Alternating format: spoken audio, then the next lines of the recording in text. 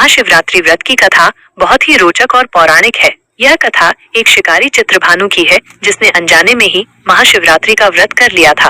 कथा प्राचीन काल में चित्रभानु नामक एक शिकारी था। वो जानवरों का शिकार करके अपने परिवार का भरण पोषण करता था। एक बार वो जंगल में शिकार करने गया, लेकिन उसे कोई शिकार नहीं मिला। भूख प्यास से व्याकुल होकर वो एक पेड़ पर चढ़ गया और रात होने का इंतजार करने लगा। वो जिस पेड़ पर बैठा था वो बेल का पेड़ था और उसके नीचे एक शिवलिंग था। शिकारी को इस बात का पता नहीं था। रात में जब शिकारी को नींद आने लगी तो वो पेड़ से नीचे गिरने से बचने के लिए टहनियों को पकड़ने लगा। इस प्रक्रिया में शिकारी की टहनियां टूट गईं और बेलपत्र शिवलिंग पर गिर गए।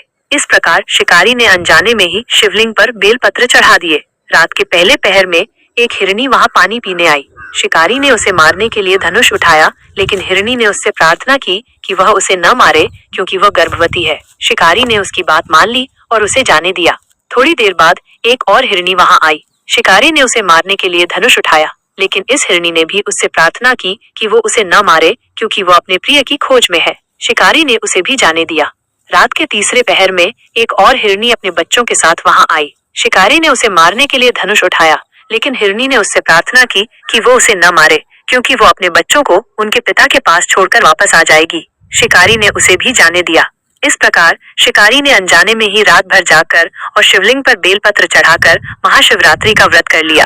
जब सुबह हुई तो शिकारी को अपनी गलती का एहसास हुआ और उसने भगवान शिव से क्षमा मांगी। भगवान शिव शिकारी की भक्ति से प्रसन्न हुए और उसे मोक्ष प्रदान किया। महाशिवरात्रि व्रत का महत्व।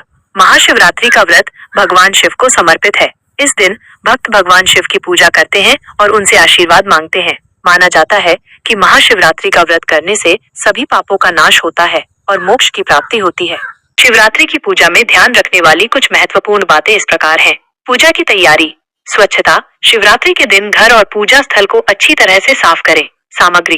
पूजा के लिए आवश्यक सामग्री जैसे कि गंगा जल, दूध, दही, शहद, घी, शक्कर, पंचामृत, बेलपत्र, धतूरा, भांग, फल, फूल, धूप, दीप आदि एकत्रित कर लें। शिवलिंग। यदि घर में शिवलिंग है तो उसकी सफाई करें। यदि नहीं है तो आप किसी शिव मंदिर में जाकर पूजा कर सकते हैं। पूजा विधि। व्रत।